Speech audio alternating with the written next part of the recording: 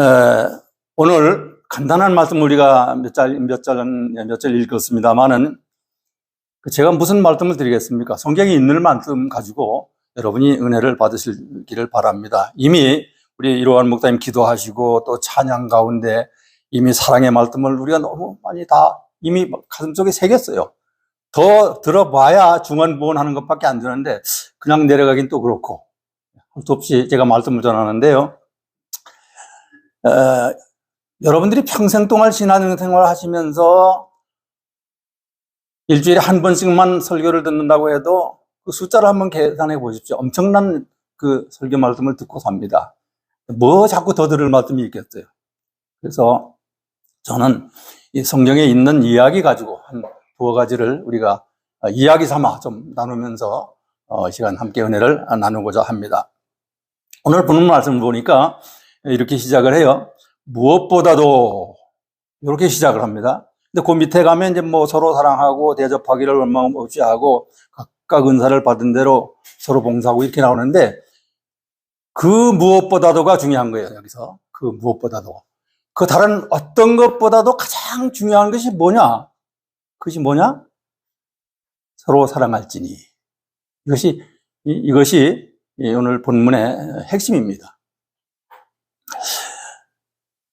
무엇보다도 서로 열심으로 사랑할지니 사랑은 허다한 죄를 덮느니라 그랬는데 여러분 덮어주는 마음이 어떤 마음일까요? 아이가 자다가 추운 겨울에 자다가 잠결에 그냥 발로 이불을 차내버리고는 어머니가 들어가 보니까 아이가 춥게 자잖아요. 이불을 갖다가 다시 꼭 덮어줍니다. 사랑은 뭐예요? 덮어주는 마음이죠. 어머니가 아이들에게 이불을 덮어주는 그런 마음.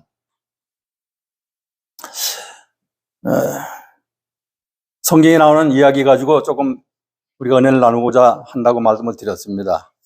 예수님께서 어느 날 성전에 들어가셨어요. 그리고 거기서 이제 사람들을 가르치십니다. 그런데 그때 서기관들과 바리새인들이 어떤 여인을 잡아 끌고 거기 들어옵니다. 성전 안으로 들어옵니다. 끌고 들어오는 사람들은 기세가 등등하고 끌려 들어오는 여인은 아주 도살장에 끌려가는 짐승처럼 그렇게 참 처참한 겁먹은 표정을 하고 고개를 푹 늘어뜨린 채 성전 안으로 들어옵니다. 그 여인을 끌고 온 사람들은 사람 가운데 그 여인을 세워놓고 예수님께 질문을 합니다. 자, 우리가 이 여인을 끌고 왔는데 이 여인은 어떤 여인이냐면 가늠하다 현장에서 들킨 여인입니다. 그래서 우리가 지금 이렇게 끌고 왔는데 우리는 모세의 율법을 잘 배우고 지키는 사람들입니다. 그러니까 그 모세의 율법을 보면 이런 사람은 돌로 쳐서 죽이라고 되어 있는데 이거 어떻게 할까요? 그렇게 질문을 하고 있는 거예요. 예수님한테다가. 선생님은 어떻게 생각하십니까? 그렇게 말합니다. 그땐 한 선생님쯤으로 생각을 했으니까. 그런데 그들이 알고 있는 거는 그 선생님이라고 여기는 예수는 이 땅에 와서 돌아다니면서 무슨 말을 하고 다니냐면 사랑하라, 용서하라. 그런 말을 계속 하고 다녔거든요. 그 당시에 관습이나 율법에 따르면은 음행하다 걸린 여인은 돌에 맞아 죽어도 아무 할 말이 없던 때였습니다. 그런데 이 문제는 이 유대인들이, 이 바리새인과 서기관들이 그 여인을 예수님 앞으로 끌고 나온 데는 다른 목적이 있었다고 하는 거예요. 그 여인을 처벌하는 데 목적이 있는 것이 아니었습니다. 그들이 아는 대로는 예수님께서는 돌아다니면서 사랑을 전하고 다니셨대요. 그리고 용서를 하라고 가르치셨습니다. 그래서 그 말씀을 따르다 보면 자기들이 배운 율법하고는 무슨 문제가 생기는 겁니다. 사회를 혼란스럽게 만들 우려가 있어요. 그래서 만약에 예수님께서 그렇게 하도록 계속 놔두면 백성들을 선동해가지고 나라가 위태로워질 것이다. 그렇게 생각을 한 겁니다. 그래가지고 어떻게 하든지 꼬투리를 잡아가지고 예수님을 제거해버리려고 그런 속셈을 가지고 지금 이 사단을 벌이고 있는 거예요. 그래서 이 문제를 가지고 예수님을 곤경에 빠뜨리려고 하는 그 고도의 계산을 가지고 지금 나와서 있는 겁니다. 만일에 우리가 이 여인을 어떻게 할까요? 물었는데 예수님께서 대답하시기를 용서해라. 그러면 그렇지. 저 사람은 율법을 아주 무시하고 율법을 아주 훼손하는 자야. 이 사회를 어지럽게 하는 자야. 그렇게 치부를 하게 될 것이고 또 율법대로 예수님께서 그래 그러면 모세의 율법대로 돌로 쳐 죽여라 이러면 지금까지 사랑하라고 그러고 용서하라고 그러고 떠들고 돌아다니는 건 다 뭐냐? 헛소리하고 다녔냐? 이럴 작정이거든요. 그래서 진퇴양난의 계곡에다 몰아넣고 예수님을 공격하려고 하는 아주 못된 의도를 가지고 지금 나온 겁니다.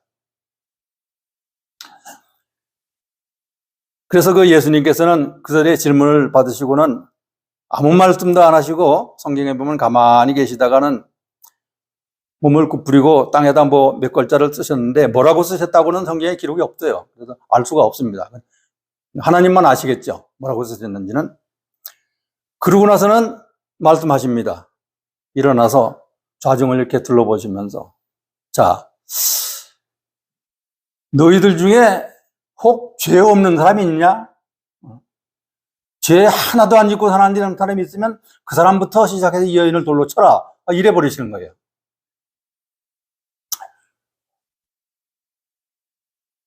이 군중들이 할 말을 잃어버렸습니다. 서기관과 바리새인들도 마찬가지죠. 자기를 돌아다 보면 조그마한 죄 하나도 안 짓고 사는 사람이 세상에 어디 있습니까? 세상에 한 사람도 없거든요. 성경에 말하자면 의인은 없나니 하나도 없다.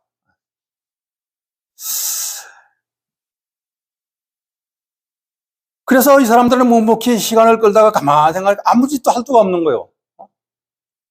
사람이 아무리 악하게 살아도 양심은 있는 거거든요. 양심을 속이고 그걸 그냥 눈 감고 있어서 그렇지 선한 양심이 누구에게나 다 있습니다. 양심의 가책을 받게 되는 거죠. 그래서 결국은 어떻게 됩니까? 한 사람, 두 사람 손에 들고 있던 돌을 바닥에 내려놓고 떠나기 시작을 합니다. 다 떠났습니다. 그 여인과 예수님만 남았습니다.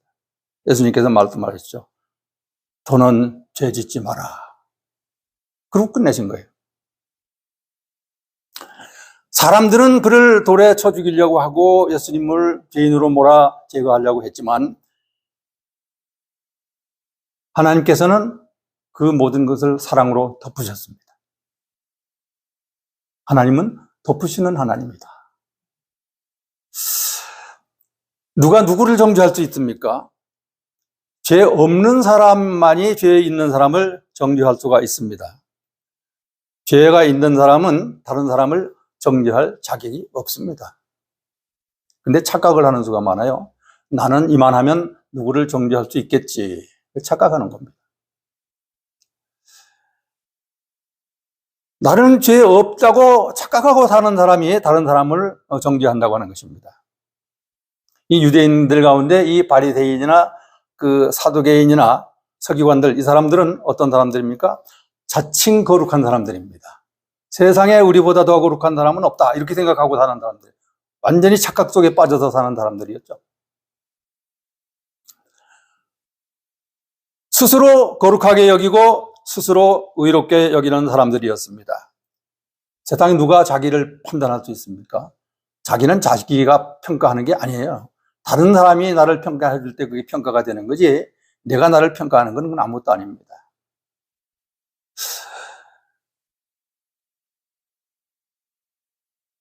다른 사람이 거룩하다고 여겨주고 다른 사람이 의롭다고 여겨주어야 그게 내게 유익이 되는 것이죠. 그래서 하나님이 거룩하게 여겨주시고 하나님이 의롭다고 여겨주셔야 참으로 내게 은혜가 되는 것입니다. 그것이 진정한 내가 받은 복이죠. 여러분, 하나님 앞에서 하나님이 의롭다 하시는 그런 삶을 살아가게 되시기를 바랍니다. 사람이 백날 얘기해봐요. 헛것이에요. 수시로 변해요. 사람의 인심이라고 하는 건. 뭐 죽고 못 살고 같이 그렇게 가까이 지내다가도 말 한마디 실수하면 그걸로 끝이 납니다, 또. 이게 인생이에요. 그게 사람이에요.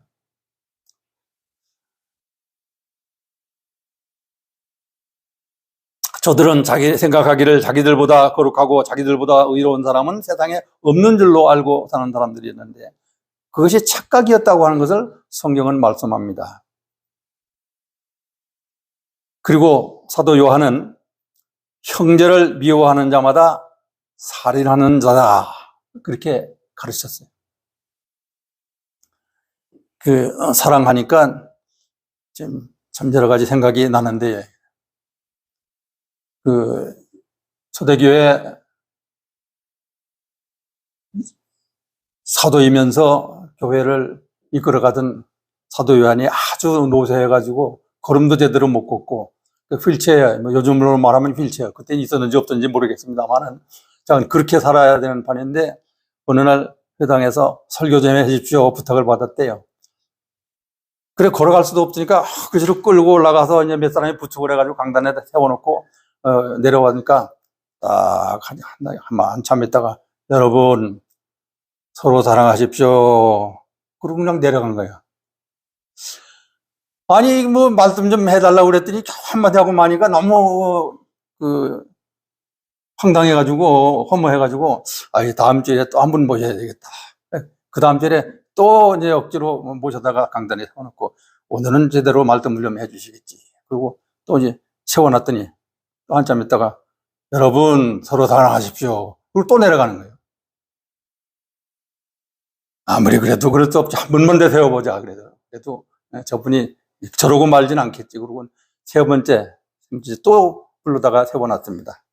이번에는 진짜 무슨 말씀인가 하겠지. 기대를 딱 하고 쳐다보고 있는데 딱 또 가만히 있다가 입을 열고 하는 말이 여러분 서로 사랑하십시오. 그러고 내려갔대요. 그걸로 끝이 납니다. 더 할 말이 없는 거예요. 이 사도 요한의 입장에서 생각해 보니까 아무 말이 필요가 없는 겁니다. 여러분 성경에 율법이 우리는 그냥 10계명이 율법이다 그렇게 보통 생각을 하는데요. 모세율법 10계명은 총론이고 총칙이고 시행 세칙이 신명기, 민수기, 레위기, 출애굽기에 잔뜩 나와 있습니다. 그래서 유대인들이 그걸 분석을 해가지고 613개를 만들었다는 거 아닙니까? 이 율법이 그러니까 간단한 게 아닙니다, 이게. 근데 그걸 다 지키고 살 사람이 세상에 어디 있어요? 없어요. 복음서에도 보면 제자들이 예수님께 물었잖아요. 어떤 계명이 제일 큽니까? 그 사람들은 이제 모세율법을 염두에 두고 생각을 했겠죠. 예수님께서 뭐라고 말씀하셨습니까? 첫째는 내 하나님을 사랑하고 둘째도 뭐라고 그랬어요? 그와 같으니 둘째도 하나님을 사랑하는 것과 같다는 얘기입니다. 그와 같으니 내 이웃을 내 몸과 같이 사랑하라. 이게 전부다고 예수님께서 말씀하셨거든요. 그러니까 하나님 사랑하는 것은 이웃 사랑하는 것과 같은 겁니다. 이게 다른 게 아니에요. 하나님은 사랑하는데 이웃을 안 사랑한다? 그럼 하나님 안 사랑하는 거다 그 말입니다. 이웃만 사랑하고 하나님을 안 사랑한다? 그런 일도 없다는 겁니다. 그래서 하나님을 사랑하는 것과 이웃을 사랑하는 것은 하나라고 하는 것입니다. 예수님께서 딱 두 가지 말씀해 주셨는데 그 두 가지를 또 한 대 묶어놓으면 결국 뭐만 남아요? 사랑하라. 한마디밖에 남는 게 없어요. 강단에서 수백 마디를 떠들어도 일평생 아무리 좋은 설교를 들어도 사랑하지 않는다면 그것은 하나님과는 상관이 없는 삶을 살고 있는 겁니다. 구약의 성경에 창세기에 보면 에녹이라고 하는 사람의 얘기가 나오는데 제가 아까 얘기했습니다. 옛날 얘기 좀 하자고. 이해하시기 바랍니다. 에녹이라는 사람이 나오는데 거기 뭐라고 나오느냐면 에녹이 300년간을 하나님과 동행하다가 하나님이 그를 데려가심으로 이 세상에 있지 아니하니라. 성경에 그렇게 되어 있거든요. 거기서 우리가 생각을 해보게 되는 거예요. 하나님과 동행했다고 하는 것이 뭘 말하는 거냐? 그 300년간을 하나님 손잡고 다녔다는 얘기냐 그 말이에요. 여러분 어떻게 생각하십니까? 하나님과 동행한다는 것이 뭡니까? 하나님과 동행한다고 하는 것은 하나님을 손붙잡고 300년을 다녔다는 얘기가 아니고 하나님의 말씀을 순종하고 살았다는 거죠. 예. 하나님의 뜻을 살피고 살았다는 겁니다. 그러면 오늘날도 마찬가지거든요. 예수님과 동행한다. 나는 주와 동행한다. 뭐 어떻게 동행한다는 얘기예요? 예수님 여기 계시지도 않는데. 예수님의 말씀을 따라 살아가는 것이 예수님과 동행하는 거죠. 그렇죠? 예수님의 마음을 따라가는 것이 예수님과 동행하는 거죠. 예수님의 말씀과는 상관이 없이 자기 마음, 자기 생각대로 살고, 예수님의 뜻과는 생각 없이 상관없이 자기의 뜻대로 살고, 그건 예수님과 동행하는 것이 아니죠. 그러니까 하나님과 동행한다고 하는 것, 예수님과 동행한다고 하는 것, 결국은 뭐예요? 사랑한다. 사랑하고 산다. 그러니까 사랑이 뭐냐고 물으신다면 뭐요? 눈물의 씨앗이라고? 그게 아니죠. 사랑이 뭐냐고 물으신다면 덮어주는 것이다. 사랑은 덮는 것이다. 허다한 죄를 덮는 것이다. 오늘 성경에 그렇게 말씀하고 있대요. 사랑은 허다한 죄를 덮느니라.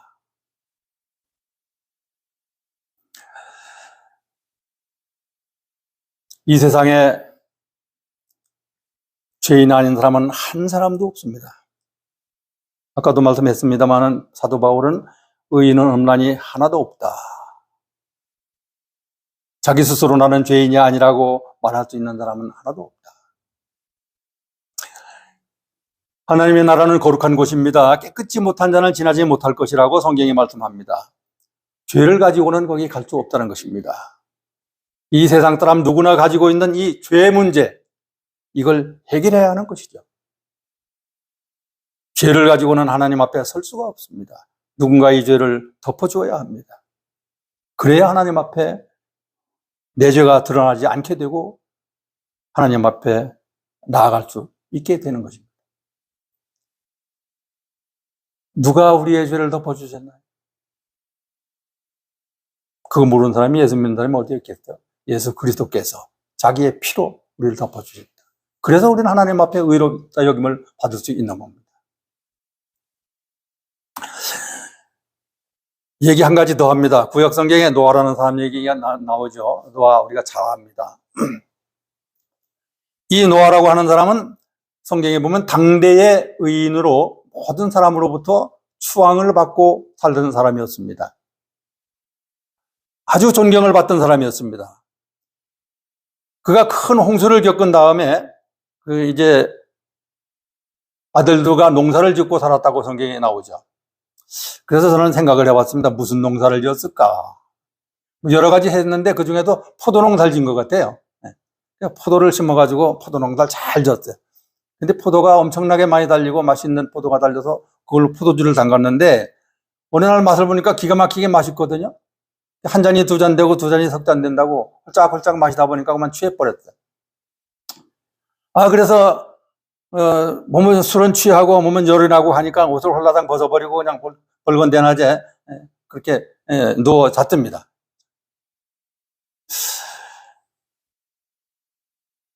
죄는 포도나무에 있었던가요? 잠깐, 그건 알 수 없지만 어쨌든 자긴 좋은 뜻으로 했고 무의식 중에 했지만 치부를 드러내는 그런 모습을 보이게 된 거예요. 그런데 이제 노아의 세 아들 중에서 이 함이라고 하는 친구가 그 광경을 봤습니다. 보고는 아무도 모르게 아버지의 벗은 몸을 이렇게 이불을 갖다 잘 덮어 주었으면 얼마나 좋았겠습니까? 그런데 이 함이라고 하는 작자는 그러기는 그냥 나가가지고 동네방네 떠들고 다녔습니다. 자, 꼴을 보라고 저게 뭐냐고. 저게 하나님 믿는 사람의 모습이냐고. 그리고 형제들한테 막 떠들고 다닙니다. 그러자 함의 형제 노아의 다른 두 아들 셈과 야벳은 함을 보고 나무랍니다. 야, 너 그러지 마라. 그리고는 야벳을 시켜서 이불을 하나 가져 나오라고 합니다. 둘이 들고 이제 노아가 취해서 잠들어 있는 방으로 갑니다. 문을 열고 자기들이 차마 아버지의 추한 모습을 볼 수가 없으니까 뒷걸음을 쳐가지고 뒤로 돌아서서 들어가서 이불을 덮어드리고 나오는 장면이 나옵니다. 그 사건으로 인해서 훗날에 셈과 야벳은 큰 축복의 길로 가는 것을 우리가 성경에 봅니다. 그러나 함은 그렇지 못합니다. 하나들은 아비의 부끄러움을 드러내었지만 다른 두 아들은 아비의 부끄러움을 덮었습니다. 믿는 자들이라고 할지라도 세상에 너무 취해 있다가 보면 부끄러움을 당하게 되죠. 세상에 좋은 거 얼마나 많아요. 그런데 우리 그리스도인들은 그런 것에 너무 취하면 안 됩니다. 제 친구들 중에도 바둑 두는 친구도 있고 장기 잘 두는 친구도 있고 골프 잘 치는 친구도 있는데 할 수 있는 거예요. 그거 나쁜 거 아니고 할 수 있어요. 그러나 거기에 취해 빠지면 안 된다고 하는 것입니다. 그러다 보면 자칫 잘못된 길로 가기가 십상이다. 그래서 우리 성도들은 오락을 해도 절제를 할 줄 알아야 돼요. 절제.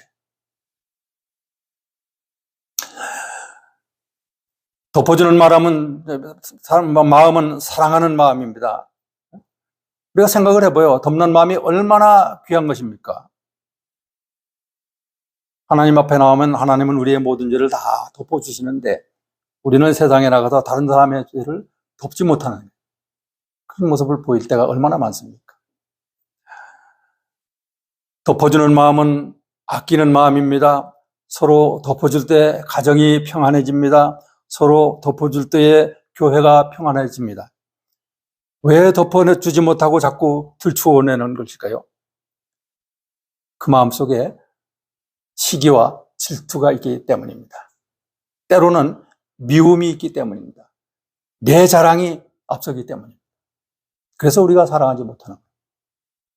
그런 것을 덜어내기를 하나님은 원하십니다. 나는 어떤 사람인가? 저는 종종 잊지 말고 생각을 해볼 필요가 있습니다. 내가 과연 저 사람을 정죄할 자격이 있는 사람인가? 나는 정말 저 사람 앞에 부끄러운 일이 없는 사람인가? 자신을 돌아보면서 하나님 앞에 정말 더 가까이 나아가는 그런 삶이 되어야 할 것입니다. 이웃을 사랑으로 감싸고 덮어주는 여러분 한 분 한 분이 되시기를 바랍니다. 그것이 참 그리스도인의 모습이에요.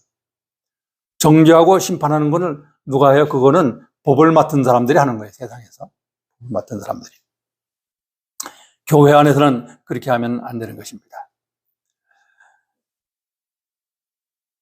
예수께서는 의인을 부르러 온 것이 아니라 죄인을 부르러 오셨다고 분명히 말씀하셨어요. 나는 의인을 부르러 온 것이 아니다. 죄인을 부르러 왔다. 그 예수는 십자가에서 피를 흘리고 살을 지키심으로 저와 여러분의 죄를 덮으시고 사랑으로 감싸신 분입니다. 우리는 그 예수 그리스도 안에 사는 사람들입니다. 그 마음을 따라서 읽고 살아가는 것이 예수님과 동행하는 삶입니다. 예수님과 동행하는 삶이 되시기를 바랍니다. 그 어느 소년이 강아지 한 마리가 아주 갖고 싶었어요. 저는 강아지 별로 갖고 싶진 않은데, 귀엽긴 하지만 갖고 싶진 않은데, 이 소년은 강아지가 아주 그렇게 가지고 싶었어. 돈은 많이 없는데. 그래서 강아지를 사려고 푼돈을 모았습니다. 돼지저금통을 사다 놓고 하나씩 모아가지고 조금 찾는데 이만하면 되겠지. 그러고 이제 펫샵으로 갔어요. 주인 보고, 아저씨, 강아지 한 마리 사러 왔습니다. 보니까 강아지가 이쁜 강아지들이 너무너무 많은 거예요. 얼른 한 마리 사가지고 가야 되겠다고 얘기했더니, 그 아저씨가, 야, 그럼 너 돈 가져왔냐? 예, 가져왔습니다. 이래 내봐. 그 주인한테 자기가 모은 돈을 내밀었습니다. 주인이 이렇게 세보니까 딱 250전이 들어있는 거예요. 그래서 이 주인이 한참 애를 쳐서, 야, 내 마음은 알겠는데, 이거 가지고는 강아지 못 사. 조금 더 벌어가지고 와. 조금 더 모아가지고 다시 와. 그러니까 이 소년이 너무 상심을 했습니다. 이게 언제나 이걸 모으나. 그때 그걸 사서 하려면 구불이 있어야 되는데, 그 당시에 250전이면 턱도 없이 모자라는 거예요. 그래서 실망을 하고 시무룩해가지고 나오지도 못하고 있었는데, 그 주인이 가만히 보니까 불쌍한 생각이 드는 거야. 저놈이 참 강아지는 되게 가지고 싶은 모양이구나. 불쌍한 생각이 들어가지고 그 아이를 불렀어. 예, 이리 와봐라. 예. 너 그거 가져온 턱도 없이 모자라지만 내 특별히 너한테는 오늘 250전에 한 마리 팔 테니까 네가 하나, 네 맘대로 돈 하나 골라가. 그래가 이 아이가 너무 좋아가지고 이제 안으로 들어가서 강아지를 고릅니다. 골라가지고 한 마리 들고 나옵니다. 이걸로 갈래요. 주인이 가만히 보니까 다리 절름발이 강아지를 하나 데리고 나오거든.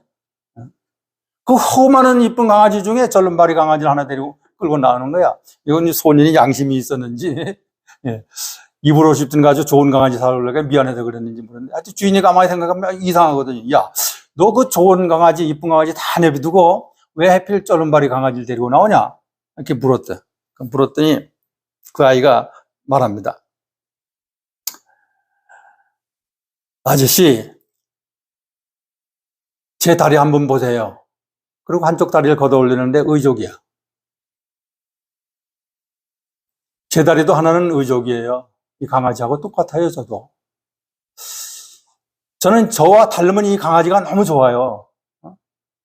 말도 통할 것 같고, 생각도 통할 것 같고, 서로 이해할 수 있으니까 얼마나 좋은 친구가 되겠습니까? 난 이 강아지 할래요.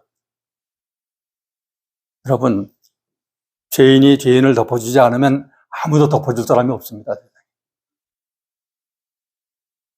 이 세상에 죄인을 덮어줄 의인은 한 사람도 없습니다. 죄인이 죄인을 사랑하지 않으면 세상에 누가 죄인을 사랑해 줍니까? 하나님은 오늘도 죄인을 사랑하십니다. 예수님은 아무 죄가 없으셨으나 우리의 죄를 대신 지셨습니다. 우리가 받아야 할 형벌을 대신 받으시기 위해서 피를 쏟으시고 살을 지키셨습니다. 우리는 무엇보다도 이것을 기억해야 됩니다. 이 희생을 기억해야 합니다. 하나님은 오늘도 우리의 심령에 질문하십니다. 나는 너를 위해서 내 몸을 주었건만 너는 지금 나를 위해서 무엇을 주느냐? 나는 네 죄를 대속해 주었건만 너는 지금 무엇을 하고 있느냐? 오늘 우리 심령에 물으십니다.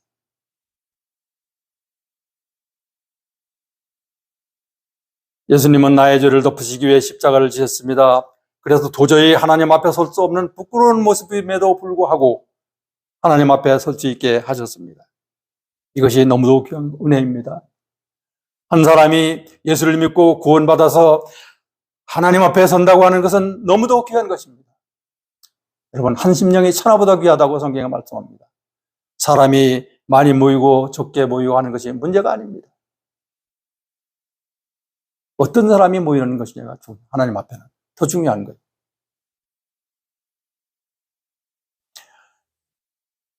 예수를 믿고 그를 구주로 영접하는 순간 이미 그에게 있던 모든 죄가 도말된 것입니다.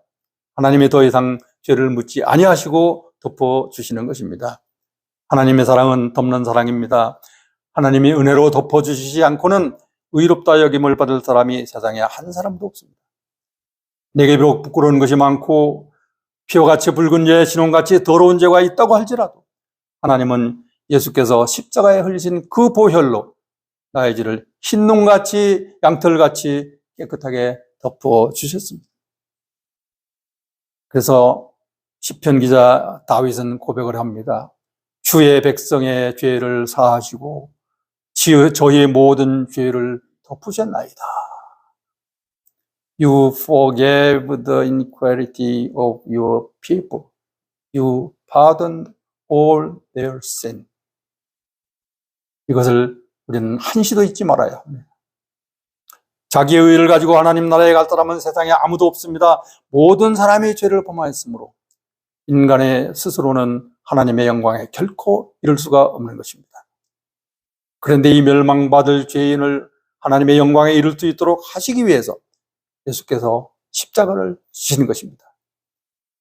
우리의 모든 잘못된 것을 덮어주시고 받아주신 것입니다. 죄를 눈 감아 간과해 주셨다고 성경에 그렇게 기록을 하고 있어요. 죄가 없는 게 아니에요. 있는데 사랑으로 덮어주셨다는 말씀입니다. 이 큰 은혜, 하나님의 은혜로 말미암아 저나 여러분이나 이 세상을 살아가는 동안 항상 감사와 찬송을 하나님께 드리며 하나님이 나를 용서하시고 덮어주신 것처럼 나의 이웃을 사랑하고 덮어주는 그런 아름다운 사랑을 주고받는 그런 복된 삶이 되시기를 바랍니다. 네, 기도하겠습니다. 아버지 하나님 은혜를 감사합니다. 죄로 죽을 수밖에 없는 저희들을 덮어주시기 위해서 예수 그리스도를 이 땅에 보내셔서 십자가에서 피 흘리시고 잘 찢기게 하셔서 그 공로로 우리의 죄를 다 덮어주시고 의롭다 여겨주심을 감사합니다. 하나님 앞에 용서받고 사랑으로 덮음을 맡은 죄인들인데 우리가 무엇 때문에 세상을 정죄할 것입니까? 하나님을 사랑하는 그 마음으로 세상에 사는 동안에 이웃을 사랑하는 그런 사랑의 사도들로 살아가는 우리 모두가 되게 인도해 주시옵소서. 그래서 우리가 어느 곳에 있든지 무엇을 하나님을 사랑하고 이웃을 사랑하는 그런 복된 삶을 살아가는 한 사람 한 사람의 삶이 되게 해 주시기를 간절히 바라옵고 예수님의 이름으로 감사하고 기도하옵나이다. 아멘.